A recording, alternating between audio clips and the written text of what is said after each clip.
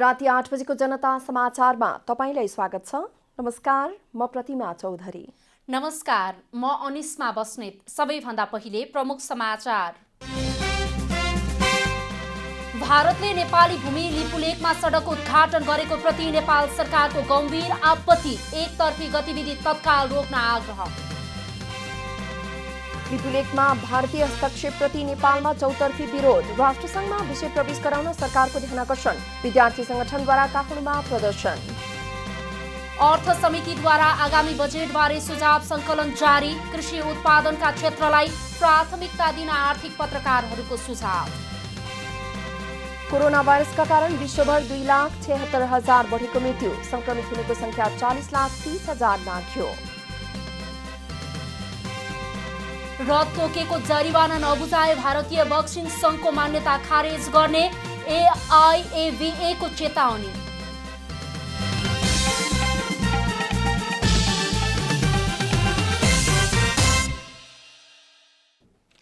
अब पुरा समाचार। भारतले नेपाली भूमि लिपुलेक कालापानीमा सडक ट्र्याकको उद्घाटन गरेको प्रति नेपाल सरकारले गम्भीर आपत्ति जनाएको छ। परराष्ट्र मन्त्रालयले आज विज्ञप्ति जारी गरेर भारतले नेपाली भूमि लिपुलेकमा सडक उद्घाटन गरेको जानकारी भएको भन्दै त्यसप्रति कडा आपत्ति जनाएको हो।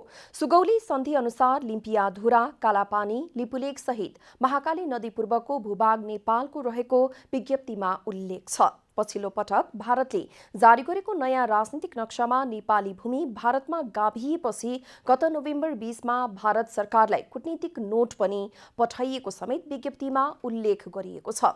नेपाली भूमिमा बाटो बनाउने भारतको एकतर्फी कार्यले दुई देशबीच प्रधानमन्त्री तहसहितमा भएका सहमतिको उल्लङ्घन गरेको विज्ञप्तिमा उल्लेख गरिएको छ। नेपाल सरकार ऐतिहासिक सन्धि अनुसार सीमा विवादको कूटनीतिक समाधानका लागि प्रतिबद्ध रहेको उल्लेख गरिएको छ। दुई देश बीचको मित्रतालाई कायम राख्दै सन्धि, प्रमाणित कागजात, तथ्य र नक्साका आधारमा सीमा विवादको समाधान खोज्न नेपाल सरकार प्रतिबद्ध रहेको समेत जनाइएको छ। साथै नेपाल सरकारले पछिल्लो समय नेपाली भूमिमा भएका एकतर्फी रूपमा गतिविधि तत्काल रोक्न समेत भारत सरकारलाई आग्रह गरेको छ। यसैबीच भारतीय गतिविधिबारे प्रधानमन्त्री केपी शर्मा ओलीले पार्टीका शीर्ष नेताहरू तथा विपक्षी दलका नेताहरूसँग परामर्श सुरु गर्नु भएको छ। प्रधानमन्त्री ओलीले आज नेकपाका अर्का अध्यक्ष पुष्पकमल दाहालसँग छलफल गर्नुभयो। प्रधानमन्त्री ओली र नेकपाका वरिष्ठ नेता झलनाथ खनाल बीच अहिले बालुवाटारमा छलफल भइरहेको छ।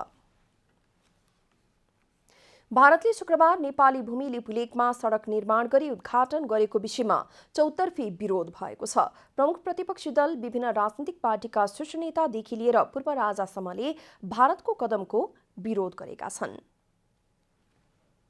दल नेपाली कांग्रेसले भारत सरकारले नेपाली भूमि लिपुलेक हुँदै मान सरोवर जोड्ने सडक निर्माण गरी शुक्रबार उद्घाटन गरेको प्रति आपत्ति जनाएको छ। भारतले नेपाली भूमि समेटेर नक्सा सार्वजनिक गरेको महिनौ हुँदासम्म सरकारले कूटनीतिक पहल गर्न नसकेको भन्दै कांग्रेस नेता गगन थापाले सरकारको आलोचना गरेका हुन्। कांग्रेसकै युवा संगठन नेपाल तरुण दलले सीमा रक्षाको निम्ति यथाशीघ्र उचित कदम चाल्न सरकारको ध्यानाकर्षण गराएको छ। राष्ट्रिय प्रजातन्त्र पार्टीका अध्यक्ष कमल थापाले भारतको मिजा प्रवृत्ति विरुद्ध संयुक्त राष्ट्रसङ्घमा आवाज उठाउनुपर्ने बताएका छन्। लिपुलेकमा नेपाली भूमि अतिक्रमण गरेर भारतले बाटो बनाएको प्रति विरोध जनाउँदै थापाले भारतको मिजा प्रवृत्ति विरुद्ध सरकारले सार्वजनिक गरेको विज्ञप्ति सही भएको बताएका छन्। थापाले भारत सरकारलाई विरोध पत्र पठाउन र भारतीय राजदूतलाई बोलाएर विरोध जनाउन समेत माग गरेका छन्। यता नेकपाका प्रवक्ता नारायण काजी श्रेष्ठले नेपाली भूमिमा भारतले सडक बनाएको विषयमा सरकारले तत्काल कदम चाल्नुपर्नेमा जोड दिएका छन्। पूर्व परराष्ट्र मन्त्री समेत रहेका प्रवक्ता श्रेष्ठले भारतले अनाधिकृत रूपमा कब्जा गरेको र आफैले समेत विवादित भनी स्वीकार गरेको पश्चिम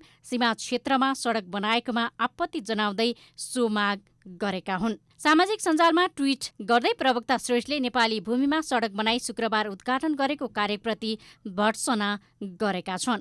कोरोना विरुद्ध लडिरहेको अवस्थामा गरिएको यो अतिक्रमण विरुद्ध सरकारले तत्काल कदम चाल्नुपर्ने श्रेष्ठको भनाइ छ। त्यसैगरी नेकपाकै पूर्व मन्त्री लालबाबु पण्डितले पनि नेपाली भूमि अतिक्रमण गर्दै भारतले चीनसँगको बाटो खुलाउनु गम्भीर विषय भएको बताएका छन्। आफ्नो फेसबुक मार्फत पण्डितले भारतीय हेपा र मिजा प्रवृत्तिको विरोध र भण्डाफोर गर्न सबैलाई आह्वान समेत गरेका छन्। त्यसैगरी पूर्व राजा ज्ञानेन्द्र शाहले पनि आफ्नो मुलुकको सीमा क्षेत्र सुरक्षित राख्नु सरकारको पहिलो दायित्व भएको भन्दै तत्काल कूटनैतिक पहलको आवश्यकता औल्याएका छन्। भारतले नेपालको दार्चुला जिल्लामा पर्ने गुन्जीबाट लिपुलेक जोडिने क्षेत्र अतिक्रमण गर्दै तिब्बतमा रहेको कैलाश मानसरोवर यात्राका लागि नयाँ बाटो खुलाएको हो।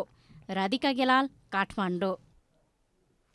यसैबीच भारत सरकारले नेपाली भूमि लिपुलेक र कालापानीमा सडक बनाएको विरोधमा माइती घरमा प्रदर्शन गरिएको छ। भारत सरकारको कदम विरुद्ध प्रदर्शन गर्न माइती घर पुगेको युवाहरूको समूहलाई प्रहरीले पक्राउ गरेको छ। नाराबाजी गर्दै माइती घर पुगेका युवाहरूलाई त्यहाँ नपुग्दै प्रहरीले पक्राउ गरेको हो। प्रदर्शनकारीहरूले प्रधानमन्त्रीको राजीनामा माग गर्दै नाराबाजी गरेका थिए।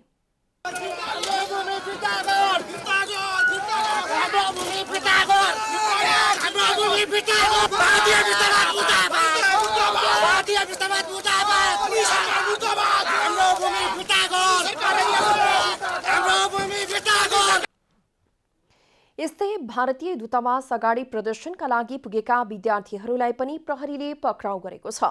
लैनचौरमा रहेको दूतावास अगाडि प्ले कार्ड सहित प्रदर्शन गर्न पुगेका सत्तारूढ दल नेकपा निकट विद्यार्थी संगठनका नेताहरूलाई समेत प्रहरीले पक्राउ गरेको छ।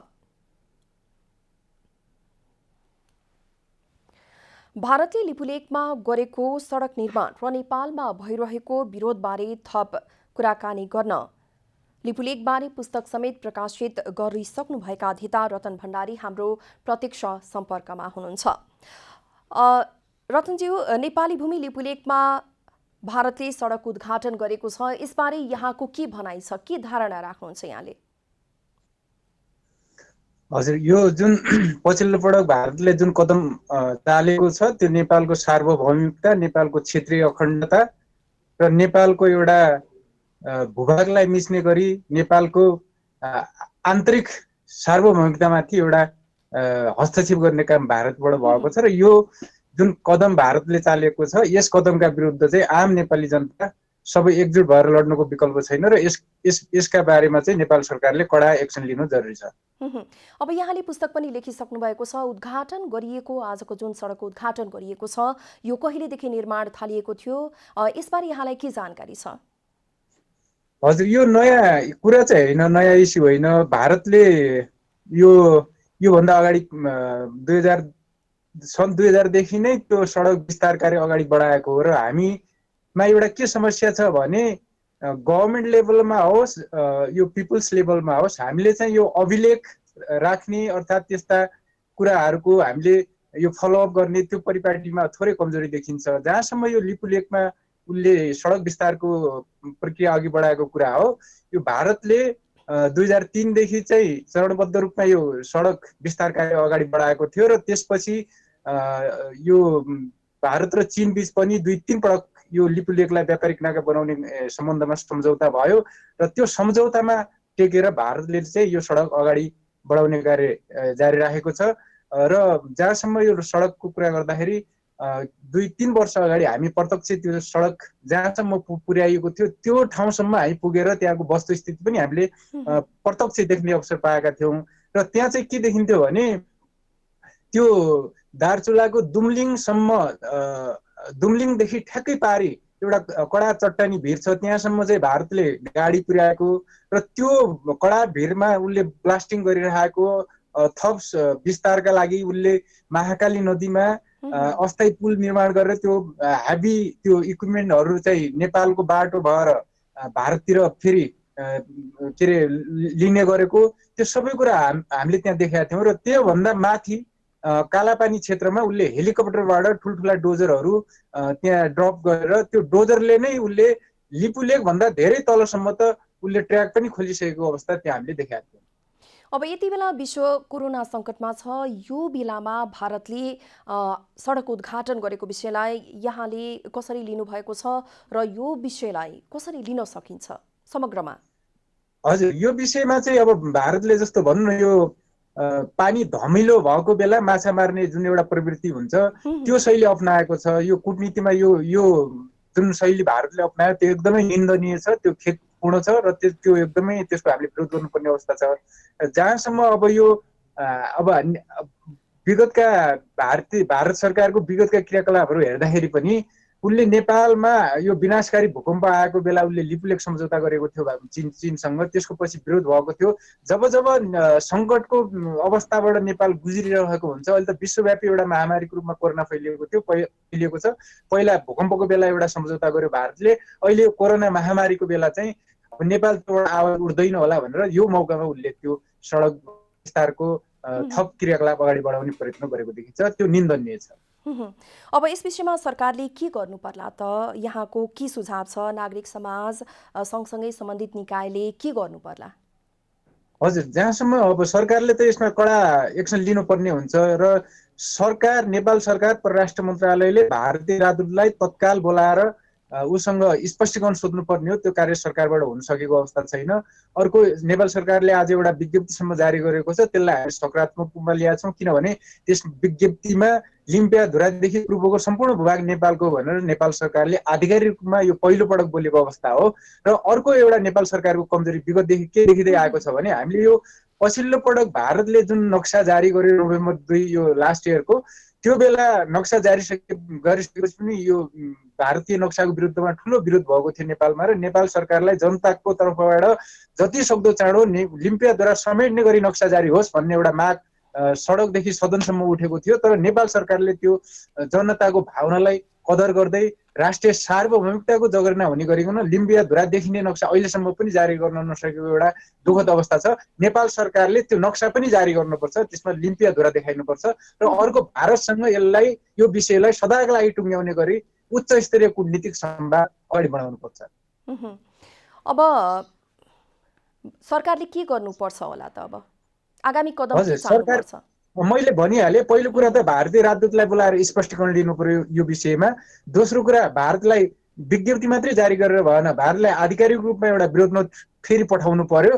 त्यसपछि भारतीय नेतृत्व जो राजनीतिक तहमा, कर्मचारी तहबाट यो कुरा पार लाग्ने अवस्था विगतका अनुभवले देखाएन, र राजनीतिक तहमा यो कुराहरूलाई लगेर यो विषयलाई गम्भीरताका साथ, यो सधैँ यो विषय उठिराख्ने, फेरि 2 दिन एकदमै तत्तात्ने, तेस्रो दिन फेरि चिसिएर जाने, फेरि हराउने, फेरि अर्को नयाँ केही लाग्ने, र यो विषयले यो दुई देशको सम्बन्धमा पनि खलल पुर्याउने हुँदाखेरि नेपाल भारत दुई देशको सम्बन्धलाई पनि दिगो मजबुत र सुमधुर बनाइराख्न यो नेपालमाथि जुन भारतीय तर्फबाट भइरहेको अतिक्रमण छ यसलाई निराकरण गर्नु जरुरी छ, यसलाई टुङ्गोमा पुर्याउनु जरुरी छ। यसका लागि सरकारले आवश्यक कदम चाल्नुपर्छ र यसका लागि चाल्ने कदम भनेको भारतीय पक्षसँग यो राजनीतिक तहमा उच्च स्तरीय वार्ताबाटै यो समस्या खोजिनुपर्छ। हस्त जानकारीको लागि धन्यवाद। भर्खरै हामीले कुरा गर्यौं लिपुलेकबारे पुस्तक समेत प्रकाशन गरिसक्नुभएका अध्येता रतन भण्डारीसँग। अब बाँकी समाचार। आगामी आर्थिक वर्षको बजेटमा कृषि उत्पादनका क्षेत्रलाई प्राथमिकता दिनुपर्ने सुझाव आर्थिक पत्रकारहरूले सरकारलाई दिएका छन्। संसदको अर्थ समितिमा भएको छलफलमा पत्रकारहरूले उत्पादनका क्षेत्रलाई पहिलो प्राथमिकतामा राख्दै साना तथा मझौला उद्योगीहरूका लागि राहतका कार्यक्रम ल्याउन सुझाव दिएका छन्। गरिबीको रेखामुनि रहेका कृषकहरूलाई पूर्ण रूपमा अनुदान दिनुपर्ने, किसानका उत्पादन किन्ने ग्यारेन्टी सरकारले गर्नुपर्ने सुझाव पनि उनीहरूको छ। नेपाल आर्थिक पत्रकार समाजका अध्यक्ष भीम गौतमले सङ्घ, प्रदेश र स्थानीय सरकारले कृषि क्षेत्रमा कम्तीमा 20% बजेट छुट्याउनु पर्ने बताउनुभयो। कृषिका लागि आवश्यक मल, बिउ र उपकरण खरिदमा 50% छुटको व्यवस्था गर्नुपर्नेमा उहाँको जोड थियो। कृषि क्षेत्रमा लाग्ने चाहनेहरूका लागि सधैँ तर्माको उपलब्ध गराउने कर्जालाई प्रभावकारी बनाउनु पर्ने यो सरकारको नीति छ, तर कार्यान्वयन भएको छैन। कृषिको लागि आवश्यक मल, बिउ, उपकरणमा 50% छुटको व्यवस्था गर्नुपर्ने, गरिबीको रेखामा रहेका परिवारलाई कृषि उत्पादनका लागि पूर्ण रूपमा अनुदान दिने। नेपाल आर्थिक पत्रकार सङ्घका अध्यक्ष सीताराम कोइरालाले अनावश्यक खर्च कटौतीतर्फ सरकारले ध्यान दिनुपर्ने बताउनुभयो। कोरोनाले अर्थतन्त्रमा पार्ने महासङ्कटको पूर्वानुमान र प्रक्षेपण अहिले गरेर पूर्ण तयारी गर्ने औजारको रूपमा बजेटको सदुपयोग गर्नुपर्ने भनाई उहाँको थियो। गम्भीर महासङ्कटको पूर्वानुमान र प्रक्षेपण गरेर प्रशस्त पूर्व तयारी गर्ने औजारको रूपमा हामीले बजेटलाई अब सदुपयोग गर्नुपर्छ। अर्थतन्त्रका विश्वव्यापी मूल्य मान्यताहरू कोरोना महामारीका कारण फेरेको अवस्था छ। छलफलमा पूर्व अर्थमन्त्री ज्ञानेन्द्र कार्कीले जलविद्युत विकासको क्षेत्रमा आकर्षित गर्नेतर्फ ध्यान दिनुपर्ने तर्क गर्नुभयो। 2 खर्ब 16 अर्ब बढीको पेट्रोलियम पदार्थ आयात गर्नुपर्ने अहिलेको व्यवस्थालाई जलविद्युतको विकासले विस्थापित गर्नुपर्नेमा उहाँको जोड थियो। करिब 2 खरब 16 अरबको हामी पेट्रोलियम पदार्थ चाहिँ नि आयात गर्छौँ, इम्पोर्ट गर्छौँ। त्यसलाई हामीले जलस्रोतको विकासबाट विस्थापित गर्न सक्छौँ। त्यो गर्यौँ भनेदेखि त त्यो खर्च त हाम्रो देशमै हुन्छ नि। त्यसैगरी पूर्व अर्थमन्त्री सुरेन्द्र पाण्डेले अझै सञ्चार माध्यमले सरकारवालाहरूसँग बसेर प्राथमिकताका क्षेत्र छुट्याएर सुझाव दिए सरकारलाई भन्न सकिने अवस्था आउने बताउनुभयो। तपाईँले अलि बसेर थट प्रोभोकिङ गरेर अब सरकारवाला सबैसँग बसेर मन्त्रालयहरूसँग बसेर एकदम यसमा प्रायोरिटाइज गरिदिनु भयो भने बजेटसम्म पनि 2-4 दिनभित्रै गरिदिनु भयो भने हामी बजेटमा हामी भन्न सक्छौँ सरकारलाई, अर्थमन्त्रीलाई बोलाएर ल यो चाहिँ गर भनेर। समितिले शनिबार कोरोनाले अर्थतन्त्रमा पारेको प्रभाव र आगामी बजेटका प्राथमिकताका विषयमा सञ्चार क्षेत्रसँग छलफल गरेको हो।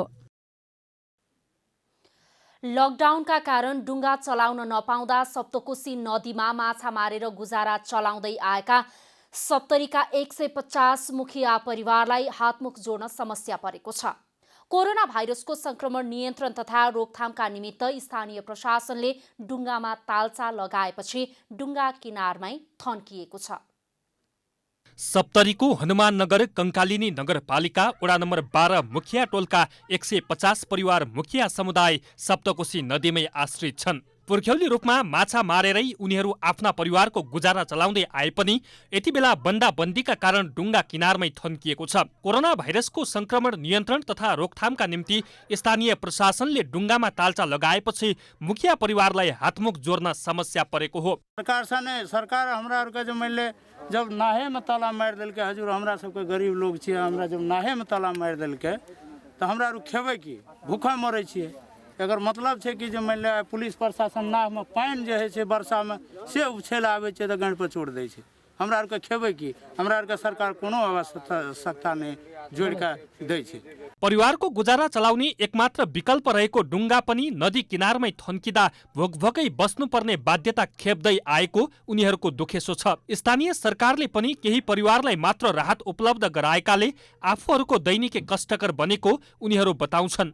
समस्या छै, बाल बच्चा के दिक्कत छै। हमरा आर के बाप पुरखा कोनो जमीन जथा नहीं अरेंज करे के देना छै। सब दिना से कमायल छै, नासा खा साँझ के जाय छै तो भोर के खाय छै, भोर के जाय छै तो साँझ के खाय छै। हमरा आर के सब सुखमवासी छै।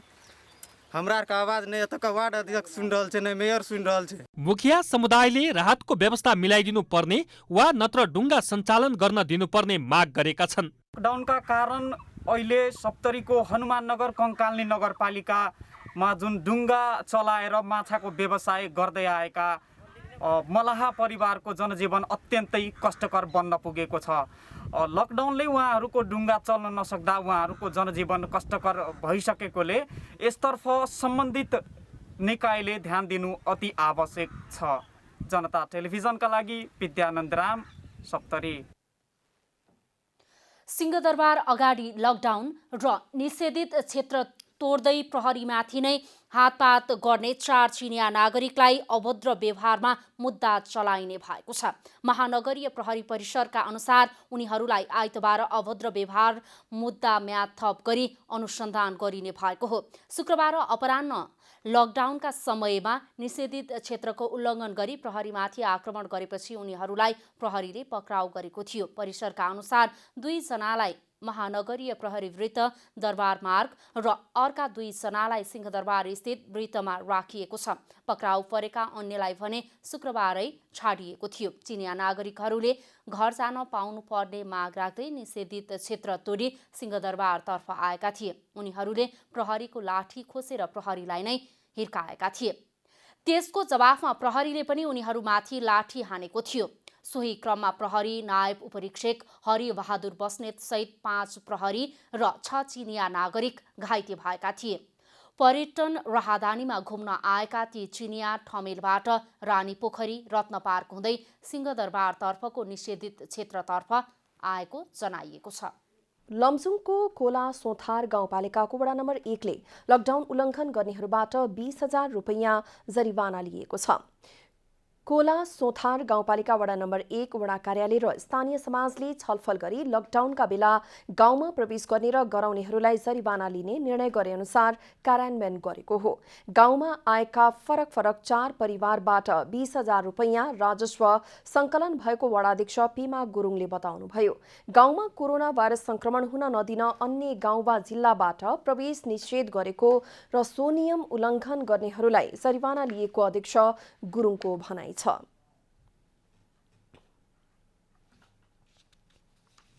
एक नम्बर वडामा चाहिँ हामीले चाहिँ विभिन्न चाहिँ नियमहरू चाहिँ बनाएको छौँ। त्यसमा चाहिँ यो नियमलाई चाहिँ उल्लङ्घन गर्नेलाई चाहिँ हामीले चाहिँ 5,000 जरिवाना र 14 दिन चाहिँ क्वारेन्टाइनमा राख्ने व्यवस्था पनि गरेका छौँ र यो 5 परिवारलाई चाहिँ हामीले यो नियमलाई उल्लङ्घन गरेर चाहिँ हामी 14 दिन क्वारेन्टाइन सहित 5,000 जरिवाना पनि गरिरहेको छौँ र अहिले पनि हामीसँग चाहिँ यहाँ जनजाति माविमा चाहिँ एकजना छ भने हाम्रो सरस्वती प्राविमा चाहिँ अझै पनि 12 जना छौँ। अन्य जिल्लाबाट प्रवेश गर्नेहरूलाई जरिवानासँगै अनिवार्य क्वारेन्टाइनमा राखिएको छ। क्वारेन्टाइनमा राखिएका सबैलाई खाने बस्ने व्यवस्था गाउँपालिकाले गरेको भन्दै नियम उल्लङ्घन गर्नेहरूबाट संकलन भएको रकमलाई गाउँपालिकाकै कोरोना सम्बन्धी कोषमा राखिने वडा कार्यालयले जनाएको छ। अमेरिकन आइडलमा प्रतिस्पर्धा गरिरहेका नेपाली युवा दिवेश पोखरेलको समर्थनमा काठमाडौँमा प्रदर्शन भएको छ। यो सिजनको टप 10 भित्र परेका नेपाली युवक दिवेश पोखरेलको समर्थनमा काठमाडौँमा ब्यानर प्रदर्शन गरिएको हो। आफ्नो गायन प्रतिभाले अमेरिकी मात्र नभई विश्वभरिबाट अमेरिकन आइडल हेर्ने दर्शकको मन जितेका युवा गायक दिवेश पोखरेल आइतबार हुने टप 7 का लागि बलियो प्रतिस्पर्धी पनि बनेका छन्। शनिबार बिहान दिवेश पोखरेलकी 93 वर्षीय हजुरआमा सहित स्थानीयहरूले कलङ्की मन्दिर परिसरमा ब्यानर प्रदर्शन गरेका हुन्। स्थानीयहरूले गायक पोखरेलको समर्थनमा भोटिङ अभियान समेत सुरु गरेका छन्। समर्थन अभियानको अगुवाई गरेका गायक पोखरेलका छिमेकी विक्की श्रेष्ठले नेपाली प्रतिभा अमेरिकन आइडल जस्तो विश्व चर्चित गायन प्लेटफर्ममा पुग्नु गौरवको विषय भएको बताउनुभयो।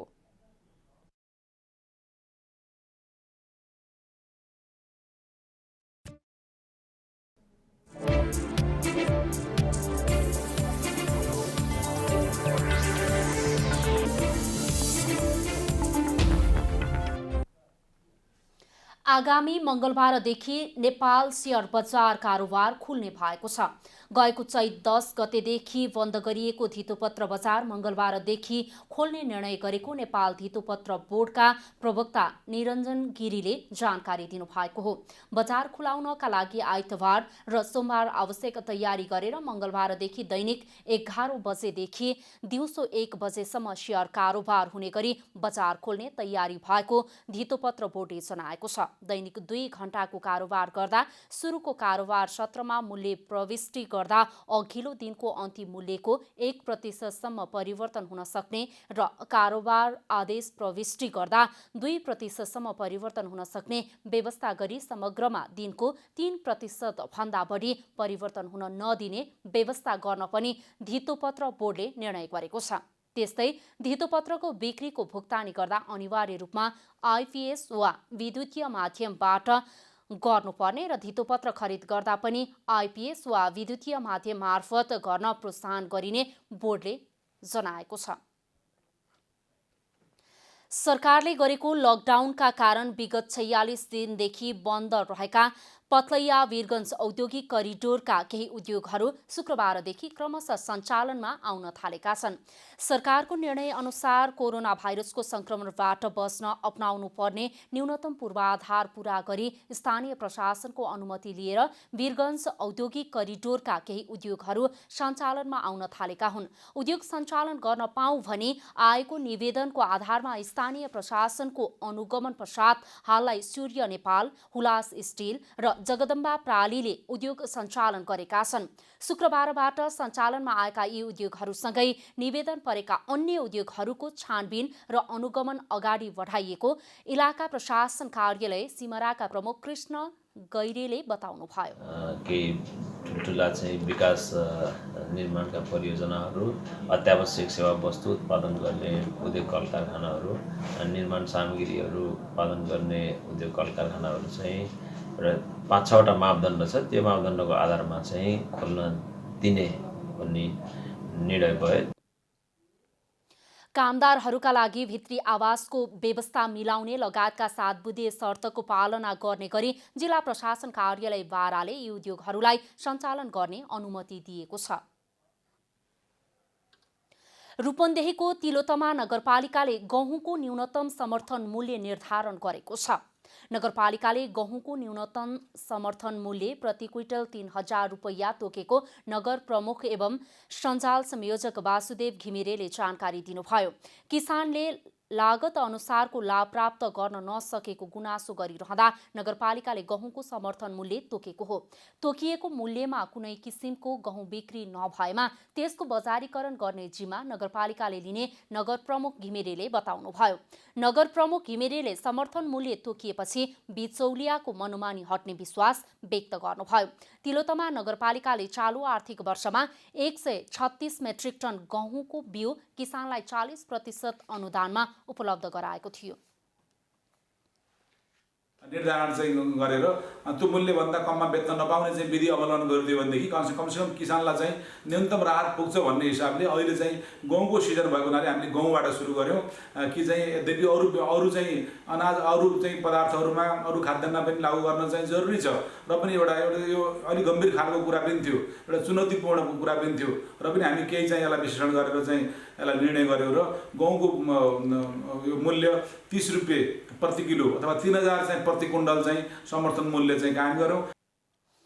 यति बेला नगरपालिकाको उत्तरी क्षेत्रका किसानले लगभग गहुँ बाली थन्काइसकेका छन् भने दक्षिणी क्षेत्रका अधिकांश किसान गहुँ भित्र्याउने क्रममा रहेका छन्।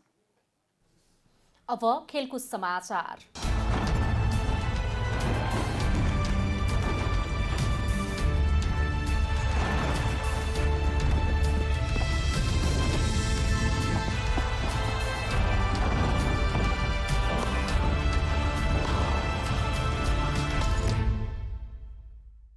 भारतीय बक्सिङ सङ्घको एमेच्योर अन्तर्राष्ट्रिय बक्सिङ सङ्घले मान्यता खारिज गर्न सक्ने देखिएको छ। अन्तर्राष्ट्रिय बक्सिङ सङ्घले भारतीय बक्सिङ सङ्घले तोकेको जरिवाना शुल्क नबुझाए मान्यता खारिज गर्ने चेतावनी दिएको हो। सन् 2021 मा विश्व च्याम्पियनसिप गर्ने भारतलाई अनुमति दिएकोमा पछिल्लो महिना भारतले आयोजना शुल्क तिर्न नसकेपछि अन्तर्राष्ट्रिय बक्सिङ सङ्घले आयोजना गर्नबाट वञ्चित गरेको थियो। NIVA ले आयोजना मान्यता खारिज गरेसँगै $5 लाख समेत जरिवाना गरेको थियो। भारतले अहिलेसम्म उक्त जरिवाना नतिरेकाले NIVA का अन्तरिम अध्यक्ष मोहम्मद मुस्ता हसनले भारतको मान्यता खारिज गर्ने जिकिर गरेका हुन्।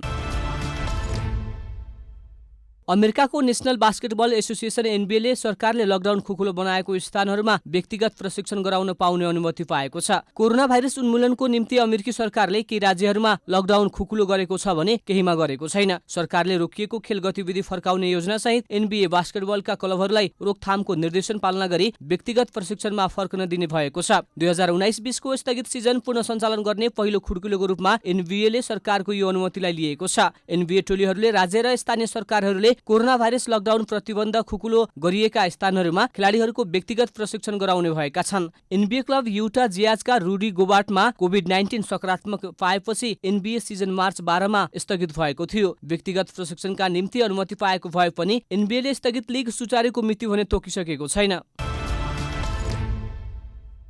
लियोनल मेस्सी र बार्सिलोनाका उनका खेलाडी साथीहरू शुक्रबारदेखि व्यक्तिगत प्रशिक्षणमा फर्किएका छन्। लिग आयोजक ला लिगाले खेलाडीहरूमा कोरोना भाइरसको संक्रमण रहे नरहेको थाहा पाउनको लागि परीक्षण गरेपछि उनीहरू व्यक्तिगत प्रशिक्षणमा फर्किएका छन्। कोरोना भाइरसको महामारीका कारण बढी प्रभावित हुने मध्ये एक स्पेन सरकारले संक्रमण नियन्त्रणमा आउने क्रम जारी रहेपछि लकडाउन खुकुलो पार्दै लगेको छ। सोही क्रममा रोकिएको लिग सुरु गर्नका लागि व्यक्तिगत प्रशिक्षण थालिएको हो। आउँदो जुनमा बन्द रङ्गशाला अर्थात् दर्शक बिनाको उपस्थितिमा ला लिगा फुटबलको यो सिजनका बाँकी खेलहरू गर्ने तयारी छ। ला लिगा सुरु गर्नका लागि 4 चरणका रणनीति छन्। पहिलो चरणमा तालिमका लागि तयारी, त्यसपछि व्यक्तिगत प्रशिक्षण, समूहगत प्रशिक्षण र एकीकृत टिम प्रशिक्षण हुनेछ। जर्मन बुन्डेसलिगा फुटबल यही मे 16 देखि सुरु हुने निश्चित भइसकेको छ र ला लिगाले पनि तयारी तीव्र बनाएको हो।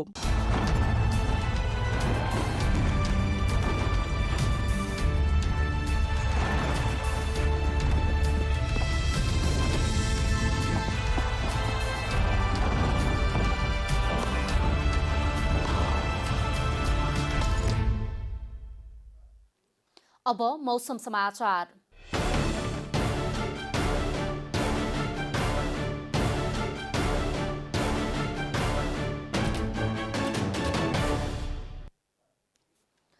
आज दिउँसो देशभरको मौसम आंशिकदेखि सामान्यतया बदलिरही केही स्थानमा मौसम सामान्यतया सफा रह्यो। आज राति देशका अधिकांश स्थानको मौसम आंशिकदेखि सामान्यतया बदलिरही केही स्थानमा मेघ गर्जनसहित वर्षाको सम्भावना रहेको जल तथा मौसम पूर्वानुमान महाशाखाले जनाएको छ। अब देशभरका विभिन्न स्थानको मौसम सम्बन्धी थप विवरण।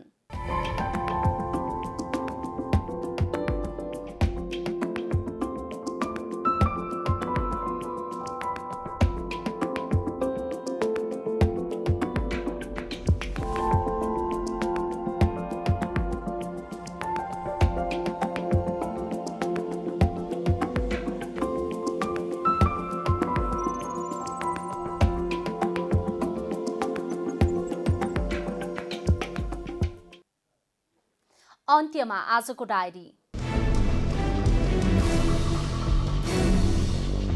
नेपालमा आज थपिएका 7 सहित कोरोना भाइरस संक्रमितको संख्या 109 पुगेको छ। प्रदेश नम्बर 1 मा 34 जनामा संक्रमण देखिएको स्वास्थ्य मन्त्रालयले जनाएको छ। प्रदेश नम्बर 2 मा 31 र प्रदेश नम्बर 5 मा 30 जनामा संक्रमण देखिएको छ। बागमती प्रदेशमा 7, सुदूरपश्चिम प्रदेशमा 5 र गण्डकी प्रदेशमा 2 जनामा संक्रमण देखिएको छ। अहिलेसम्म 31 जना संक्रमित उपचारपछि निको भएर घर फर्किसकेका छन्।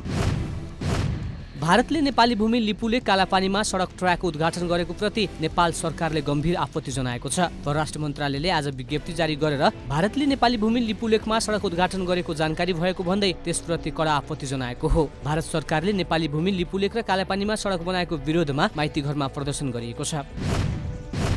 आगामी आर्थिक वर्षको बजेटमा कृषि उत्पादकका क्षेत्रलाई प्राथमिकता दिनुपर्ने सुझाव आर्थिक पत्रकारहरूले सरकारलाई दिएका छन्। संसदको अर्थ समितिमा भएको छलफलमा पत्रकारहरूले उत्पादनका क्षेत्रलाई पहिलो प्राथमिकतामा राख्दै साना तथा मझौला उद्योगहरूका लागि राहतका कार्यक्रम ल्याउन सुझाव दिएका हुन्।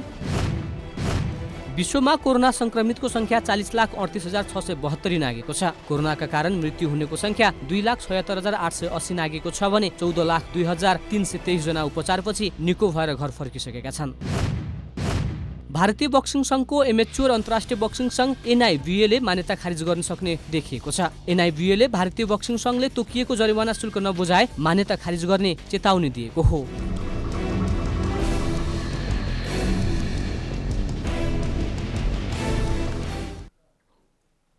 जनता समाचार अहिलेलाई यति नै। जनताद्वारा जनताका लागि प्रसारित जनता टेलिभिजनका कार्यक्रमहरू युट्युब, ट्विटर, फेसबुक र हाम्रो वेबसाइट जनतासमाचार.com मा पनि पढ्न र हेर्न सक्नुहुनेछ।